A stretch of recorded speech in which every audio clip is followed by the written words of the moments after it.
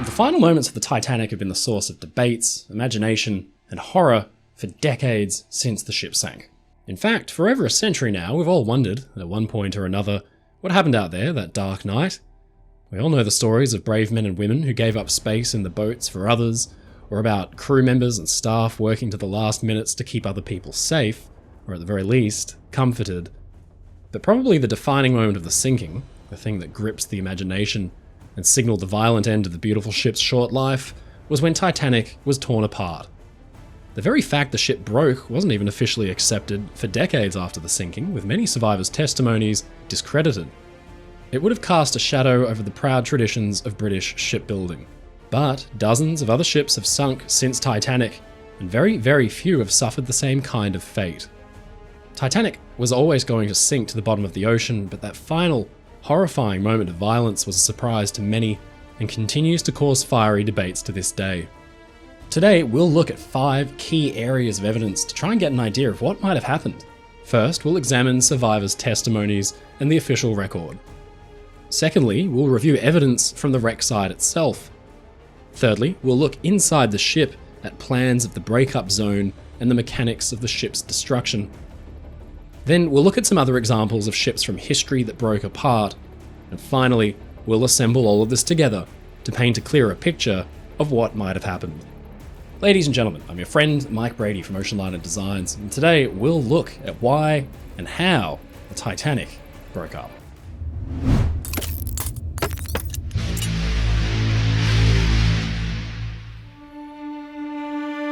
The story really needs no long introduction, especially for those of you who watch this channel regularly. Titanic was the latest thing in a long line of proud ships, each getting progressively larger. Lessons of safety at sea had been written in blood. Through the 17 and 1800s, horrific shipwrecks had given shipbuilders some ideas for how best to build a vessel. When Titanic set to sea, her builders and owners were vastly proud of their achievement. And honestly, who could blame them? Well, today, all that's left of Titanic is a tangled, decrepit wreck more than 3 kilometers, 12,500 feet, below the surface of the ocean. Critically, the ship is lying in 2 main sections. Both are separated by an enormous debris field, and it looks more like an air crash than a shipwreck. But how did the ship become like this? Titanic was the very latest thing in shipbuilding. She was made of heavy-duty steel and iron, with a hull construction designed specifically to prevent her from breaking under the immense strain of heaving seas. Now, the debris field and its contents tell us some fascinating stories, and gives tantalizing clues as to how the proud ship got into such a tragic state. But as ever, if you really want to understand something, you need to see the events through the eyes of the people that were there. We need to rewind the clock back over 110 years to the dark, cold night Titanic was lost. At about 20 past 2, in the morning of April 15th, 1912, Titanic was being pulled beneath the waves, lit only by the stars above. She had fought valiantly against flooding for 2 hours or so, but the end was inevitable. It left behind hundreds of people in the freezing water, and hundreds more better off in the lifeboats. But if not for the technological magic of the wireless Marconi machine, it's unlikely there would have been any survivors at all. As it was, the rescue vessel Carpathia was soon en route and picked up as many survivors as she could, some 706 people of the 2,200 who'd been on board. In the weeks and months to come, they'd be questioned by friends, family, and authorities about what it had been like, but their most important testimony would be heard by 2 courts of inquiry. Across 2 separate investigations, the first in the US and the second in Britain, crew and passengers alike were called before the committees to give some insight into what exactly had happened. Questions covered everything from the early parts of the voyage to the fateful encounter with the iceberg and beyond, but some of the most interesting testimony surrounds the ship's final moments. A little over 80 people were called upon to give testimony, and 17 spoke directly to the ship's final minutes. They were passengers and crew alike. Many of them had been in the boats, but some had also been struggling in the water nearby. Nearly all of them had a perfect, unobstructed view of events. Fortunately for the inquiry, 4 senior officers had survived and gave their testimonies. Now, through the course of the first inquiry in the US, somebody must have mentioned they thought they saw the ship break apart as she sank. Second Officer Charles Lightoller was the most senior surviving officer from the ship, and Senator Smith, who presided over the hearings, asked him about this. He said, "Was the vessel broken in 2 in any manner, or intact?" "Absolutely intact," Lightoller had answered. Later, the question was put to the third officer, Herbert Pittman, who claimed to have seen the ship too. Smith asked, "Did she seem to be broken in two?" And Pittman responded simply, "Oh no." The other surviving officers, Boxhall and Lowe, claimed they didn't get to see the ship sink at all. Lightoll's testimony was particularly convincing because he had been closest to the ship as she sank, washed away at the last possible minute. In the end, those two officers and two other passengers said they saw the ship sink in one piece. The matter was accepted as fact, and it remained the predominant theory for decades to come. Movies were made which showed the ship sink in one piece, paintings and all sorts, but then, in 1982, something interesting happened. At a historical society meeting that year, survivor Ruth Becker was telling her story to a packed room. Ruth was a young girl at the time of the sinking, just 12 years old, and she was travelling second class. Bundled into a lifeboat, she said she had watched Titanic sink quite clearly, and she told the conference something interesting.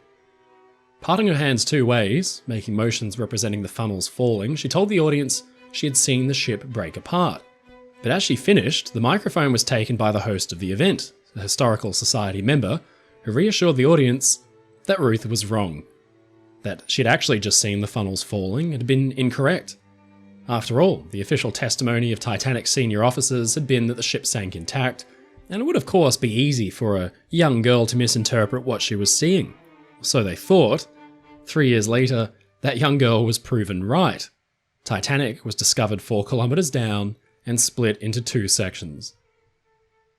Reviewing the inquiry testimony and evidence is fascinating. I said that 2 of the ship's senior officers had said she sank intact and 2 passengers backed them up, but 13 other survivors had told the inquiries they saw it break in 2. One was able-bodied seaman John Poindexter, who said he was only 150 yards away from the sinking and that he thought he saw the ship break apart at, as he described, the foremost funnel. He was quizzed as to why he thought so, and he said, because she was short. The after part righted itself after the foremost part had disappeared. Thomas Ranger, a greaser who worked in the engineering department, made it even plainer.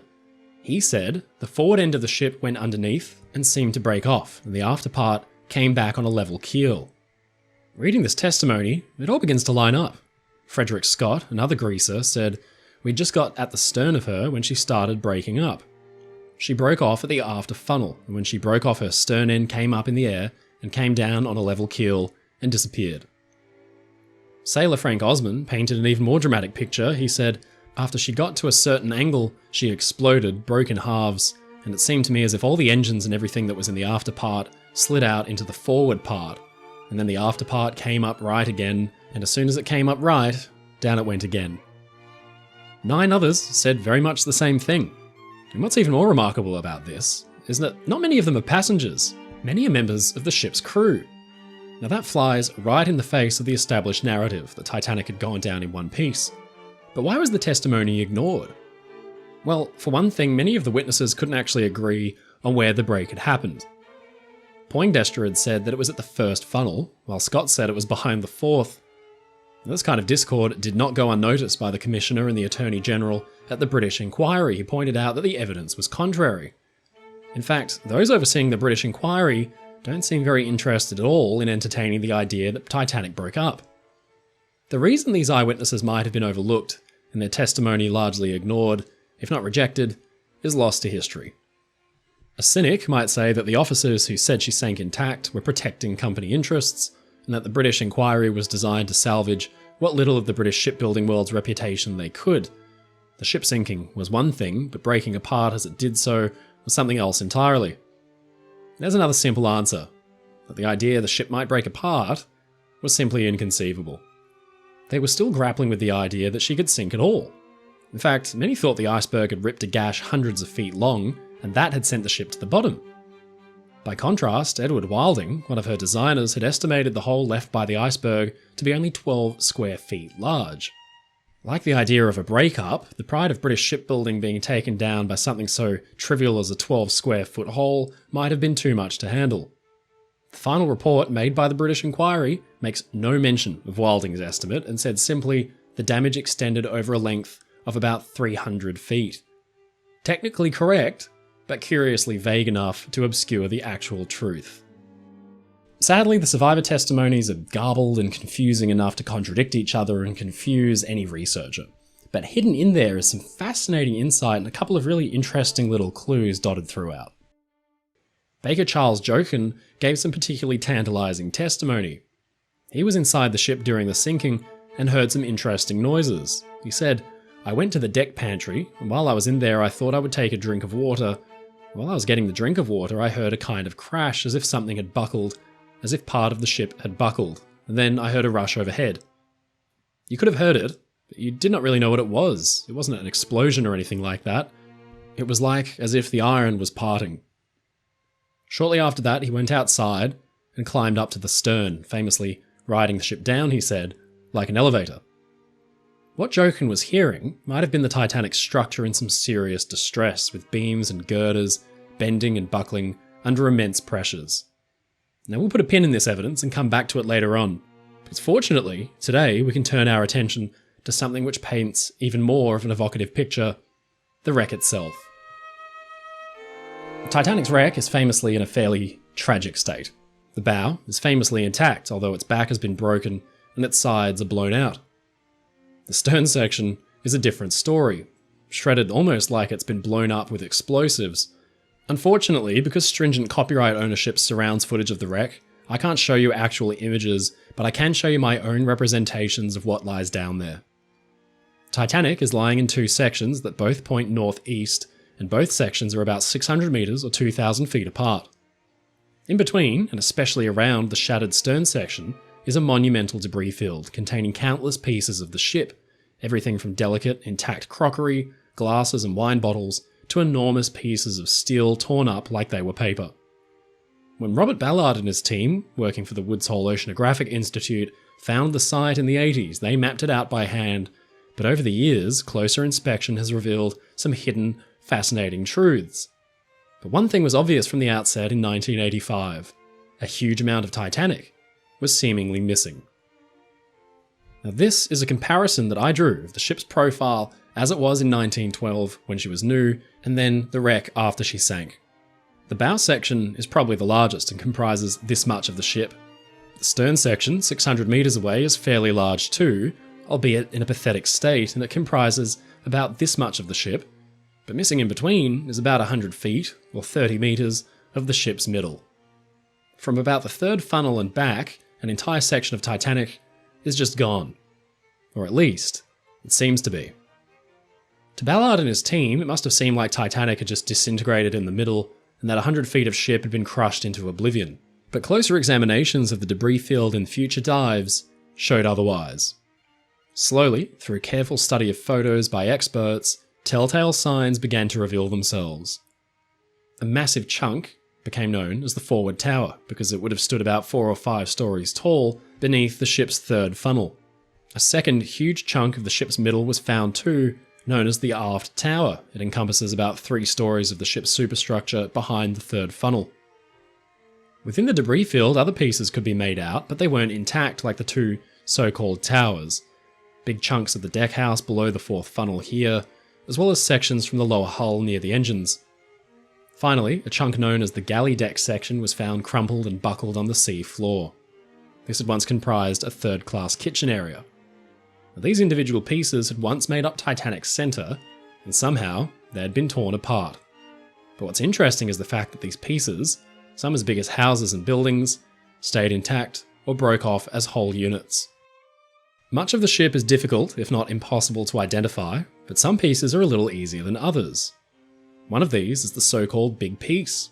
It's a 50-ton fragment of Titanic's starboard side, broken off and sitting almost perfectly within the breakup zone. It gives us some clue as to where the breakup might have originated from. More on this one later. One more tantalising piece of evidence was found. Famously discussed by James Cameron and his team of experts around about the 100th anniversary of the sinking in 1912, 2 matching pieces of the ship's double bottom, the keel and her very backbone, were found ripped apart, but when analysed and joined digitally, it was found that they'd once fit perfectly together. Crucially, they'd once sat below the third funnel, meaning that now all of Titanic's keel and bottom was accounted for on the wreck site. Interestingly, the ends of the keel are bent upward, as if they'd been smushed together at some point, and we'll get that specific point later on. Now, looking at these individual pieces of the ship alone, it can be hard to interpret exactly what's happened here. Clearly, something catastrophic had occurred, causing the center of the ship to essentially fall apart. It tells us, obviously, that's where Titanic broke up, but to understand why, we need to take a look inside the ship and learn what might have led to the failure that broke her into pieces. This is a gorgeous set of plans for Titanic made by Matt DeWinkeleer from Titanic Honor and Glory. You can buy a set of these for yourself. I'll include a link down below. They're simply stunning, made after years of research and studying the ship with assistance provided by the Titanic Honor and Glory team and a litany of experts on the ship. It shows us how Titanic likely looked inside, deck by deck, with even the furniture's location marked out. Now, this is extremely useful in understanding what exactly was destroyed during the breakup and how it might have happened. Starting here, on the boat deck, Titanic's uppermost deck, we can see that the forward and aft towers account for a good chunk of this part of the wreck, and that the break happens somewhere around here. In this area, there are a few internal spaces because this is mostly an exposed promenade, but here you can see there's a unique feature of the ship, the reciprocating engine casing. This empty shaft ran all the way down to Titanic's engine room and helped ventilate the massive space, allowing hot air to rise up and out of the vessel. The third funnel's deckhouse sits slightly forward of this, and it comprises the officer's mess and a selection of fan units. Now, moving one deck down to A deck, we can see more interior spaces of the ship. Now, crucially, you can see that around here, there's a lot of empty space.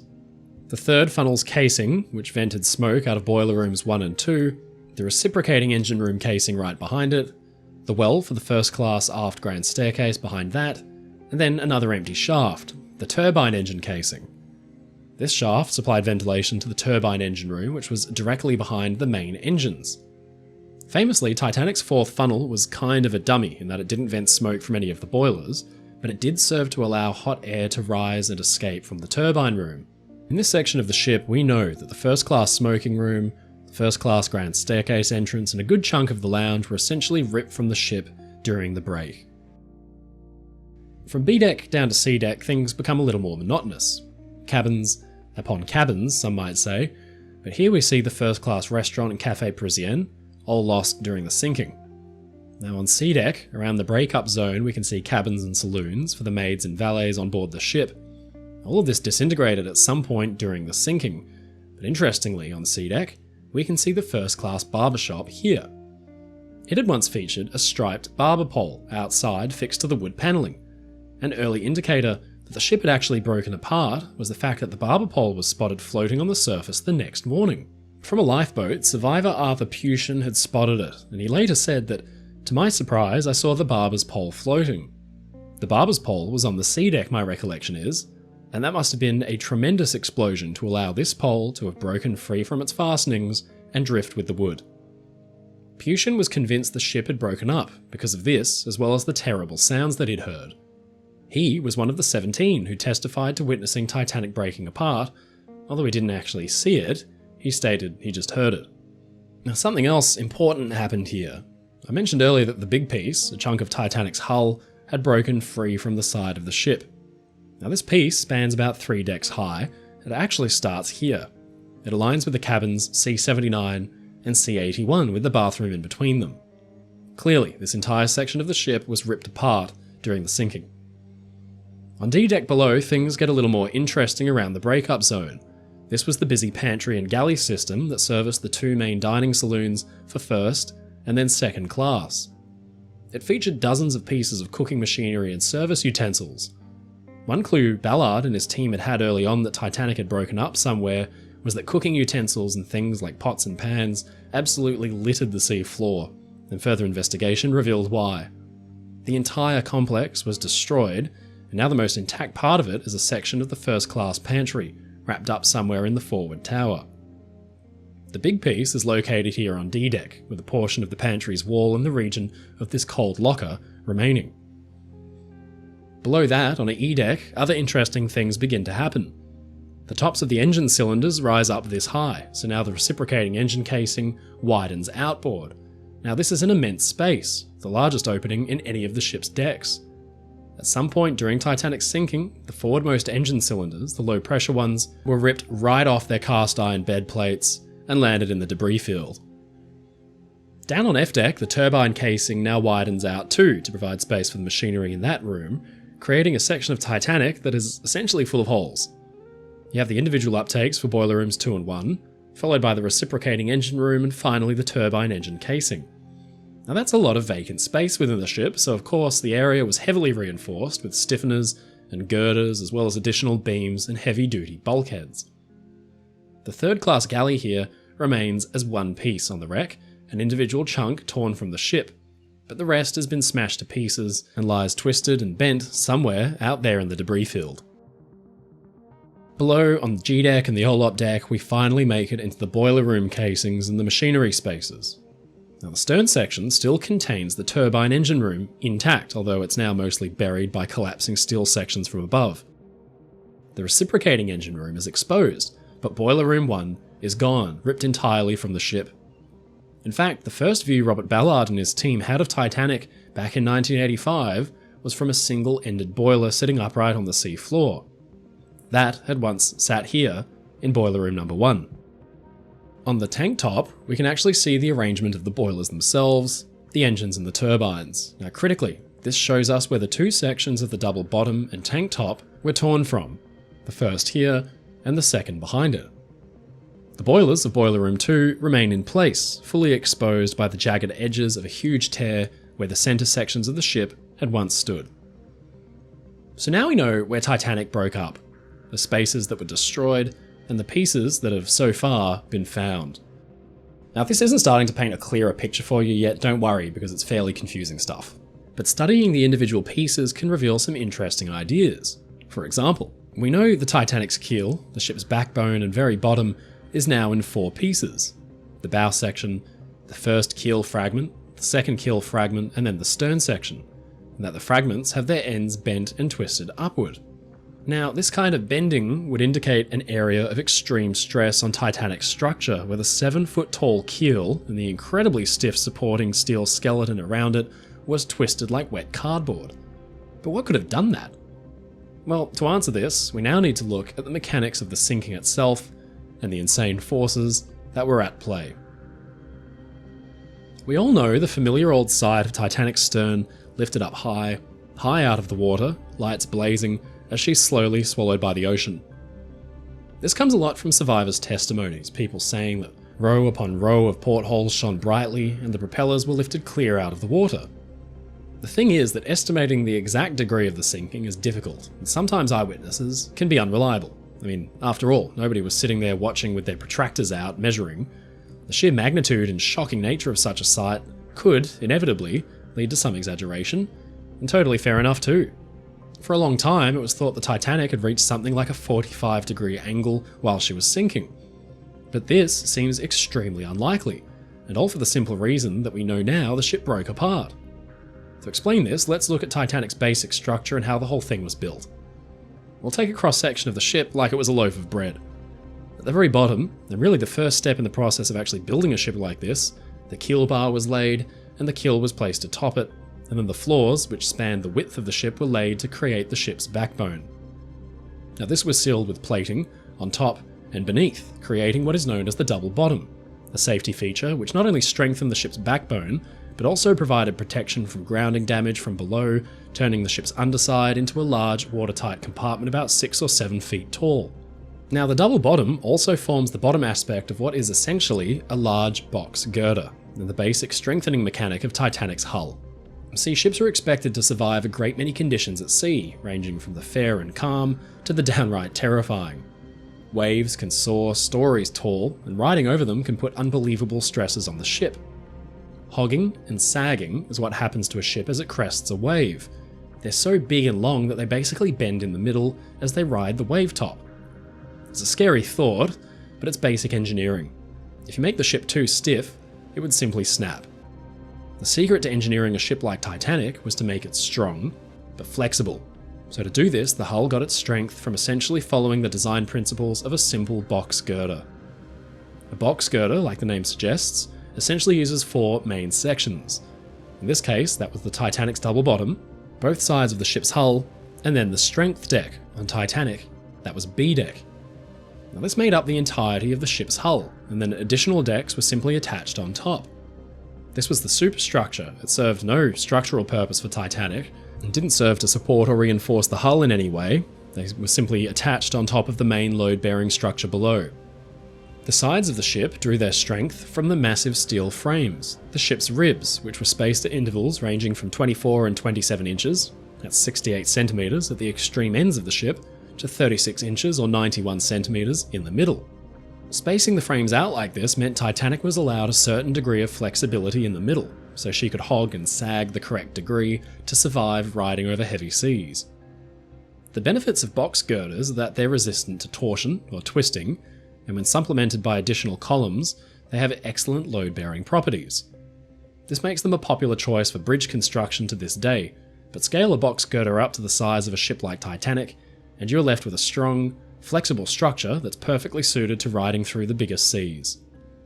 But a long structure, even as strong as a box girder, has its limits.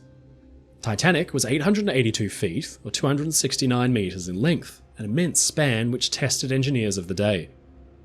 The ship's hull was designed to survive normal, day-to-day seagoing conditions. It was not designed to exceed that. Breaking down the physics to the most simple elements, on the night of the sinking, as Titanic's stern began to rise up out into the air as her water-filled bow began to drop like a stone, the ship became a giant 882-foot-long lever. Now, levers have been used for centuries as a basic, simple machine to shift heavy loads. Situated on a fulcrum, the lever can pivot, put a load at one end, and with a little effort at the other, you can lift the loaded end up. Simple stuff. But naturally, through the whole process, the lever itself is under huge strain, not only from the load, but then also from the effort. At the centre of the strain is the fulcrum, the lever's pivot point. We can apply this basic mechanical principle to Titanic at about 2:15 in the morning. With the bow waterlogged and sunken, the load, the stern has begun to rise higher and higher out into the air. The stern is full of machinery and has its own inherent weight, about 15,000 tons. The effort, which thanks to gravity is always acting to push the stern back down towards the water, and this is the important part, because a lever, overloaded, will inevitably snap, and the snapping point will inevitably be where the forces and stresses are focused, usually towards the fulcrum. That night, as Titanic swung higher into the air, her midship section began to act as the fulcrum. Unfortunately, thanks to a series of interesting events, we know its position exactly. The fulcrum of Titanic's sinking motion centered around this hole in the ship's side. It's called the condenser discharge outlet. It's a port for seawater that had been drawn through the ship's condenser units to cool hot steam back into water to feed through the boilers again in a continual loop. It usually sat a few feet above the waterline, and through the night of the sinking, it stayed put. We know it didn't drop by any large amount because later on, as Lifeboat 13 was being lowered, they were almost flooded by it as it pumped water out as usual. Now, the fact that it stayed in place a few feet above the waterline tells us that the fulcrum of the sinking was somewhere around here, and of course, it's right in the breakup zone. Now, we're beginning to get an understanding of where the forces might be building as Titanic rises higher in the air. Soon she'll reach her designed limits. But for now, let's take a look at what these stresses actually are. Titanic's box girder-like hull is now under extreme pressures. Down below, at the bottom of the structure, the action of the lever, Titanic's hull itself is beginning to compress the lower sections of the hull together as she hogs in the middle. Remember, at sea, Titanic was expected to hog and sag. Hogging in waves would put the hull under the same kind of compressive forces lower down, but at no point would the full weight of a 15 or 20,000 ton stern section be expected to be independently supported by the rest of the hull. As the lower section compresses, the upper sections, the strength decks, and below, are being forced apart because they are under tension. The deck's being pulled taut as the stern fights its fight against gravity, and remember the stern's weight, the effort of the lever, is constantly trying to force it down. Titanic hogs badly, and its hull is inevitably going to break. So we know Titanic must have broken at a fairly shallow angle. It's thought the stresses reach their maximum at about 20 or 25 degrees. With the hull under extreme pressure, the lower part under compression and the top part in tension, we all know the outcome. There was a break. And now we can begin to take all these pieces of information and evidence, the survivor testimonies, the wreck's remains, and all the mechanics at play, and begin to draw up conclusions over how and where the break occurred. But first, let's look at some final pieces of evidence, not actually directly related to Titanic, but from other ships, because as it happens, Titanic is not the first or last ship to ever violently break apart. But it turns out that lots of ships have encountered scenarios that far exceeded their design limits, and a lot of these resemble the damage that was actually inflicted upon Titanic. In 1948, the Royal Mail steamship Magdalena was on her maiden voyage from Britain to the east coast of South America when she ran aground. Now, she was briefly refloated and towed when, as the bow took on flooding and was down by 45 feet or 14 meters, she snapped in half. Now, it happened as the ship passed over a sandbank. This clearly acted as something of a fulcrum to Magdalena's lever, as it were. It was a clean, neat break, straight down from top to bottom, as if the ship had been sliced with a red-hot knife. Now the superstructure forward of the funnel, now lacking its support from below, began to cave inward and essentially fall out of the open tear. We'll come back to that later. In the 1990s, the former SS America famously ran aground too. Stuck on the sandy bottom of Fuerteventura Beach in the Canary Islands, the ship's hull was pounded by Atlantic waves. Remarkably, on the very first night, the tons and tons of high-quality steel that made up the ship's hull was overcome. She broke in two, again, a clean break as if the steel had just been ripped down the middle. Now this was different to Titanic. It wasn't a vertical break, but one from side to side. The stern section broke up, but the bow section remained behind for years after the stern had sunk, looking stunningly similar in concept to the bow section of Titanic. Finally, let's look at the infamous T2 tanker ships, products of the Second World War. Now these things deserve their own video, but in essence the US Navy was rudely shocked by the fact that these 10,000-ton vessels were breaking, seemingly at random, into halves. In 1952, the SS Pendleton, caught in a gale, broke in half riding a wave and sank. Now this wasn't actually the first T2 tanker to suffer such a fate. In fact, it wasn't even the only T2 tanker to sink that same day. SS Fort Mercer cracked, then broke in two and sank as well. Well, actually, she only half sank. The stern section survived, stayed afloat, was salvaged and grafted to a new bow section to become a whole new ship. Nearly a decade earlier, the tanker Schenectady had been sitting at her moorings, brand new, having just completed her sea trials, when suddenly, completely unprompted, she split cleanly in half.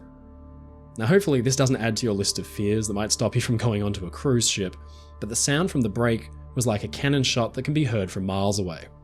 Now that we've looked at the physics at play behind a ship in heavy seas, the causes of Pendleton and Fort Mercer's losses in the gale is fairly easily explainable. The ship's hogging and sagging must have exceeded their hull's maximum design limits. Now, whether or not this was caused by metal fatigue or faulty welding is up for some debate, but at some point a weakness in those ships' hulls caused them to break in two. Now the far more alarming case is that of Schenectady. She was just sitting in port when she suddenly broke in half. Now the reason for this might shock you. It was the cold. Ships are designed to operate in cold weather, of course, otherwise icebreakers wouldn't exist. Now at the time, the Coast Guard blamed faulty welding, but years later, a more likely culprit was brought forward: the water temperature. That January night, the water was 39 degrees Fahrenheit or 4 degrees Celsius, while the air temperature was about 26 Fahrenheit or -3 degrees Celsius. Schenectady had been built using what today we'd consider a low grade of steel. In the cold, the steel simply became brittle. If there were any defective welds or seams in the hull, the stresses would concentrate, but the steel wouldn't be able to hold. Like falling dominoes, the crack, once started, would rip right around the hull and sever it in two. Now, crucially, this wasn't a particularly slow process. In one loud bang, the hull separated nearly totally, and the ship's back was nearly broken. The crack had run from the top strength deck all the way down to the keel, but the keel and the bottom plating held on and weren't severed. Now this may seem shocking to you, and it should. The reason the Coast Guard blamed the faulty weld alone is because advanced metallurgy and the effects of temperature on steel weren't fully understood back then. 4 years later, Schenectady's sister ship, Ponegantset, suffered an identical fate.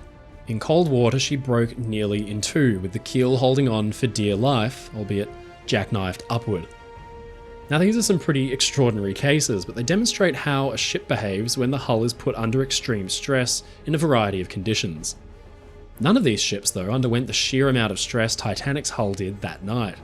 With at least a third of Titanic raised unsupported, out in the air at a shallow angle, it seems inevitable that she'd break. But hold on, I hear you ask. What about the ships that didn't break in half as they sank? The closest analogues to Titanic that we have are Lusitania and Britannic. Britannic was Titanic's sister ship, very similar at first glance in layout and construction. When Lusitania and Britannic sank, they both had their stern sections rise high out of the water too, and at the same kind of shallow angles that caused Titanic to break apart. Why didn't they break in half as well? Well, there are a couple of slight differences. Titanic, at the end, was sinking on a fairly even keel, while Britannic and Lusitania had been listing badly to the side, which might have concentrated the immense forces elsewhere in the hull, preventing a clean break, although definitely stressing them to their absolute maximums. For all their similarities though, Lusitania and Britannic were built fairly differently to Titanic.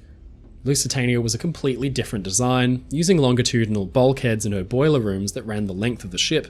These could have given some kind of reinforcement against hogging during the sinking, and Britannic had also been reinforced after Titanic's sinking with additional bulkheads too. But the crucial factor, in my opinion though, is the temperature. Remember Schenectady? She'd spontaneously broken nearly in two in water that was 39 Fahrenheit or 4 degrees Celsius. But Titanic was sinking in water that was even colder, about 28 Fahrenheit or -2 Celsius. Now the quality of Titanic's steel has been brought up many times in discussion around the collision with the iceberg. It's been blamed for allowing the ship to sink at all. Now in my opinion that's totally unfair because honestly any riveted ship in that situation would have had its hull opened up too. Titanic was built with the highest grade of steel shipbuilders could use back in 1912, but 1912 quality steel is very different to 2023 quality steel. Back then, it was made in furnaces with open hearths, which naturally allowed for impurities to be introduced to the steel, typically sulfur and phosphorus. And naturally, this would reduce the steel's ability to withstand fracturing in cold water. To put it simply, sulfur in steel is bad news. It's an impurity that compromises the strength of the material. But manganese, on the other hand, is a transition metal that improves steel's resistance to wearing and fracturing. Steel, recovered from the wreck of Titanic, has been analysed and shows that there's a fairly low level of manganese in comparison to the sulfur present. Now, suffice it to say, Schenectady and her sisters probably had steel with similar or less amounts of manganese or higher levels of sulfur and impurities present in the steel as well. In 1942, when Schenectady broke apart, this wasn't properly understood. And 30 years earlier, in Titanic's day, the knowledge was even more basic. Engineers had a basic understanding that elements like sulfur and phosphorus increased the likelihood of cracking in steel, but it wasn't until World War II, when ships like Schenectady were breaking up, that proper chemical analysis was undertaken. A modern-day report completed by the US Department of Commerce makes for incredible reading. I'll actually include a link down below. After performing tests on Titanic's steel, the analysts came to these conclusions. The measured fracture toughness of the steel from the hull of Titanic is unacceptably low for use as a structural material at ice water temperatures. This is likely not due to any one single material characteristic, but a combination of several. The report goes on to list the levels of sulfur present, the ratio of manganese to carbon, and some other chemical reasons. Interestingly, they found that large manganese and sulfur particles may have actually acted as crack initiators within the steel in cold water, but it wasn't just the cold that did it. The report goes on to say this. Because of a lack of understanding of notch sensitivity in iron-based alloys, there was no attempt to remove stress concentrations from the architecture of the ship. These are commonly found at hatch corners, strake junctions, and the like. These were found to be sources of brittle cracks in Liberty ships during and after World War II. The steel used to construct the RMS Titanic's hull, though adequate in strength, possessed a very low fracture toughness at ice water temperatures. It's possible that brittle steel contributed to the damage at the bow during the impact of the iceberg, but much more likely that the brittle steel was a factor in the breakup of the ship at the surface. Now this might seem damning. How could the ship's engineers get away with using such shoddy stuff? Well, it's been the source of conjecture for poorly researched articles for decades, but the simple truth is, for the time, this was the best we had. Without advanced chemical knowledge of metalworking, Titanic's engineers just couldn't have known. Chances are you've driven over a railway bridge or gone into a building being held up by this exact same type of steel. For its day, it was the pinnacle of technology. By the time Titanic came along, steel had only become popular for use in ships' hulls less than 30 years earlier. The US report ends with these notes. Steps could have been taken to heat treat the steel to improve its fracture properties, but this knowledge was simply not available in 1911. Given the knowledge base available to engineers at the time of the ship's construction, it is the author's opinion that no apparent metallurgical mistakes were made in the construction of RMS Titanic. We've now looked at Titanic's breakup from a variety of different angles, from the testimonies of those that were there, to the remains of the wreck that sit on the seafloor today. We've looked at the mechanics and physics at play, the extreme stress Titanic's hull was put under, and we've even examined other ships that broke apart on the surface not too long after Titanic had. Now we've examined Titanic's steel under the microscope to get an idea of what it was made of and how it performed in cold water. So with all of that out of the way, now it's time to revisit the night Titanic actually sank, and put all the evidence that we've accumulated so far back together, and see how the ship might have broken up. It's shortly after 2 in the morning of April 15th, 1912. Titanic's bow has sunk far below the ocean's surface. Dozens of people cling onto the stern for refuge, but it's all too temporary. The end is coming. From a distance, passengers and crew in lifeboats look on as the stern rises higher and higher out of the water, reaching about 25 degrees or so. Inside the ship, down on E-deck, Baker Charles Jochen had been in his cabin. When he goes to a pantry, he begins to hear a strange noise. He later said, "I heard a kind of buckling crash as if something had buckled, as if part of the ship had buckled. It was not an explosion or anything like that, it was like as if the iron was parting." He makes a break for it and rushes up on deck. He doesn't know it yet, but what he's hearing is the steel members of Titanic's hull beginning to fail. His cabin is exactly in the area that is about to be rent apart. It would have taken some time for Jochen to rush up the flights of stairs and battle his way up to the very stern of the ship where he joined the others holding on for dear life, so we can assume that Titanic's hull had been hogging and was beginning to fail for some minutes before it finally snapped. What exactly Jochen heard is up for debate. It could have been individual beams parting ways or rivets popping under the strain. We know now that Titanic's hull, a giant lever, was beginning to hog badly under the strain, and only minutes were left. The US Department of Commerce report tells us that there were no attempts to remove stress concentrations from the architecture of the ship. These are commonly found at hatch corners, strake junctions and the like. And crucially, right at the fulcrum, where all the stresses are concentrated on Titanic, are a vast series of empty shafts, the engine room casings. The US Department of Commerce mentioned hatch corners. Like engine casings, hatches are empty shafts that lead deep into the belly of the ship.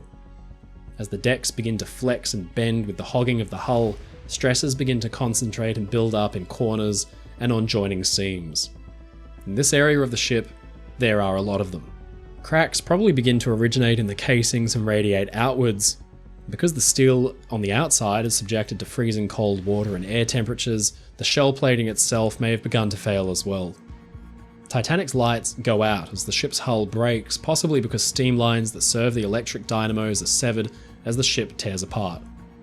We know from parts of the wreck that several things have had to have happened. The double bottom and keel are jackknifed and bent upward. Now this exact thing happened to the Schenectady 30 years later. The double bottom and the keel, the lowest section of Titanic's hull, are under extreme compression.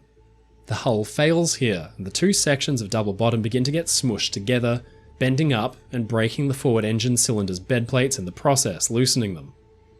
Meanwhile, the cracks radiating out of the casings above begin to focus on one section in particular, beneath the third funnel.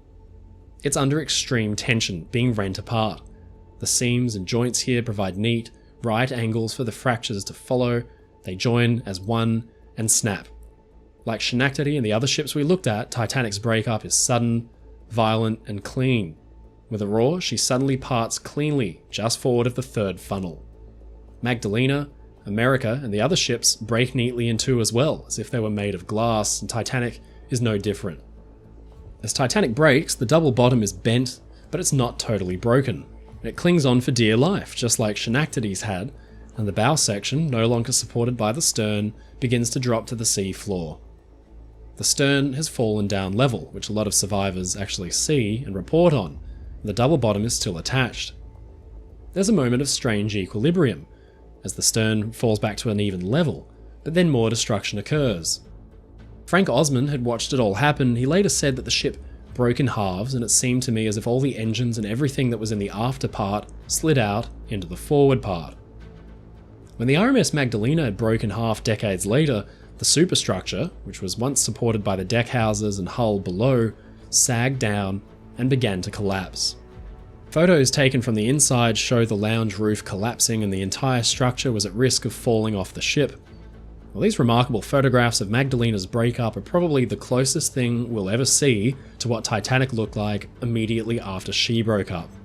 With nothing tangible now supporting these massive, heavy structures, they begin to fail. The forward tower, a huge chunk of the ship beneath the third funnel, breaks free from the stern and falls into the water, bringing pieces of the galley and the engine room casing with it. The bow now plunges down, and all the strain is placed on the keel and double bottom. Schenectady and Ponegantset's keels had held, but they were never put through this same kind of strain. The stern begins to tip up and plunge down, completely open to the ocean, and with no way to stop the flooding, the double bottom finally separates, and Titanic is in two major pieces. The exposed forward engine cylinders and their supports, each the height of a 3-story building, have already been severed by the jackknifing double bottom. They break free and tumble out as well. Connected to the stern is still a large section of the so-called aft tower, and whole pieces of the smoking room and deck houses that sat below the fourth funnel. But as the stern begins its wild dive for the sea floor, the exposed, jagged openings of the breakup zone are put through incredible hydrodynamic stresses. As before, cracks in the steel form up in seams and riveting joins, and the aft tower is ripped straight from the ship as one piece, followed by the deck houses below the fourth funnel. But that's not all.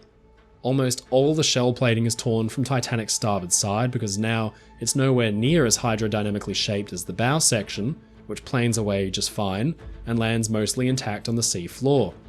Way down on the sea floor, heavy iron objects with little hydrodynamic shaping land with a thunk like rocks sinking in a pond. The boilers and the engine cylinders are the heaviest and least elegantly shaped. They land with a huge thud in clumps almost exactly below where the ship had broken up on the surface. The tower sections are different. They're bigger, with more surface area, and like a sail in the wind, they suffer resistance moving through the water. They flutter out in different directions to land on the sea floor hundreds of feet away. The double bottom sections, the lightest of these individual breakup chunks, flap down like the wings of a gull, separate finally as the keel gives up, and land far apart and off to the side. With all resting on the sea floor, that's it. Titanic is gone. Now look, over the years, there have been dozens and dozens of theories as to how Titanic sank and broke up, and to be completely honest with you, and this will probably surprise a lot of you, I'm really not that interested in dabbling in the theories or what might have beens. In my opinion, it's pretty cut and dry. At the most, it's an interesting theoretical engineering exercise to try to figure out what exactly had happened, but in the end it doesn't totally matter because Titanic was doomed anyway, and the end result was that hundreds of people died. Years since, enthusiasts have served to overcomplicate it, debated endlessly. Hell, I'll be lucky if I don't get picked apart in the comments for this one. We only really need to look at other examples of ships from history that broke neatly in two. It might surprise you to know that something as big as an ocean liner can just do that, but they can, and they have. Fortunately today, engineering and chemistry knowledge is so advanced that shipbuilders can actually predict how their ship will behave under most, if not all, conditions, and that actually includes in the possibility of it sinking.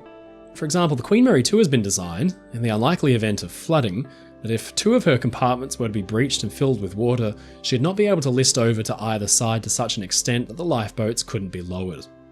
Today, steel is of an extremely high quality, something that engineers in 1912 just couldn't even have dreamt of. In the end, Titanic still stands as a symbol of engineering daring-do and know-how. She was built to the best standards available for the time, but that night she was simply stressed beyond her limits. And the result was a sudden, violent breakup.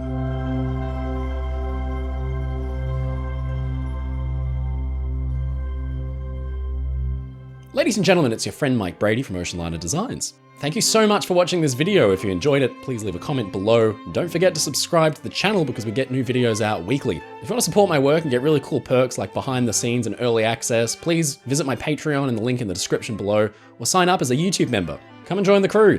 As always, stay safe, stay happy, and I'll see you again next time.